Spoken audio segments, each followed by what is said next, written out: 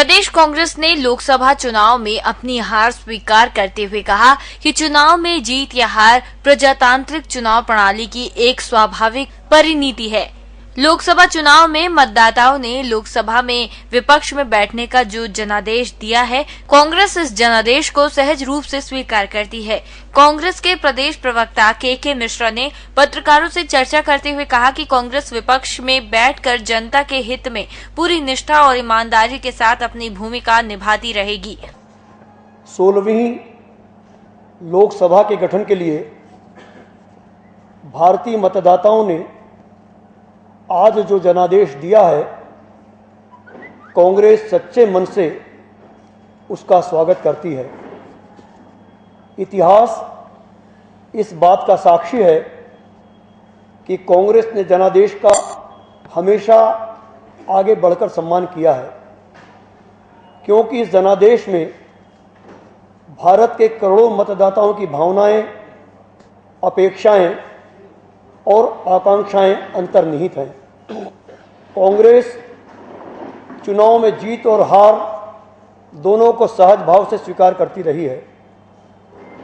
इन चुनाव परिणामों में कांग्रेस को आत्मपरीक्षण और संगठन को नीचे से ऊपर तक मजबूत एवं जवाबदेह बनाने का अवसर दिया है।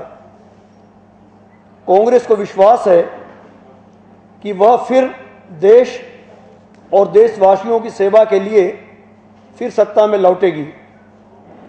इस बीच कांग्रेस जन आम जनता के साथ अपना जीवंत संपर्क बनाए रखकर उसके अधिकारों और बेहतरी के लिए पूरी निष्ठा और इच्छा शक्ति के साथ काम करती रहेगी।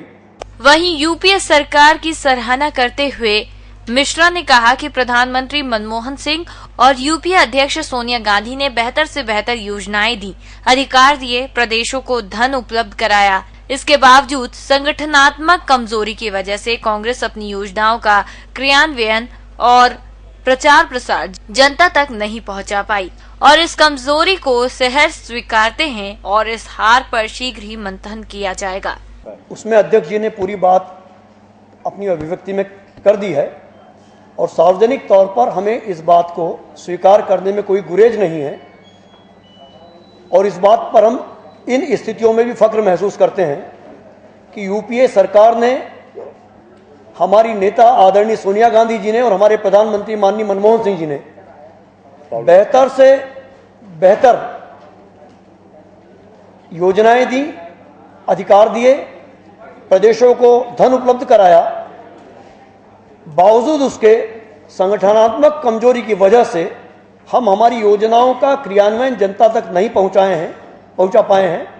तो हम अपनी इस कमजोरी को सहर्ष स्वीकारते हैं और उसमें हम खुद भी जो यहाँ बैठे हुए हैं अपने आप को दोषी मानते हैं, क्योंकि ये सामूहिक जिम्मेवारी है। EMS टीवी के लिए राम पवार की रिपोर्ट।